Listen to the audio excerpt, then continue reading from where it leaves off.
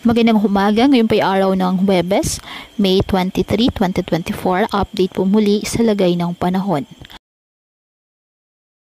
Ayon sa pag-aasa, patuloy pa rin na umiiral ngayon ng easterlies sa ating bansa.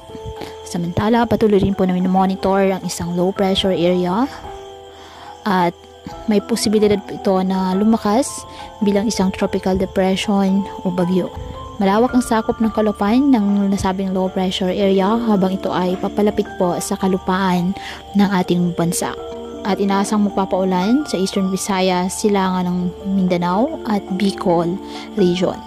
Posible itong lumakas at maging ganap na bagyo at papangalan ng agaton ng Pag-asa.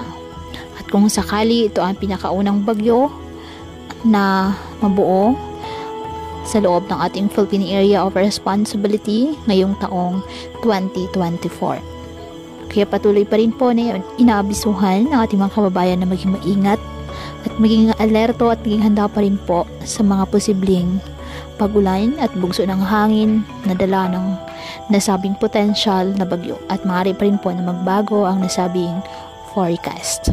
Kaya patuloy pa rin po natin na pinag-iingat ang ating mga kababayan sa banta pa rin ng mga posibleng pagbaha at pag-uho ng lupa lalo na kapag may malalakas na ulan at ugaliin po na magdala palagi ng payong o kahit anong panangga sa ulan. Hindi ka naman po sa init ng araw kapag lalabas ng ating mga tahanan. At yan po muna ang update sa lagay ng panahon ngayong araw. Muli patuloy po tayo na mag-ingat at palaging tandaan, God loves you. Stay safe and God bless.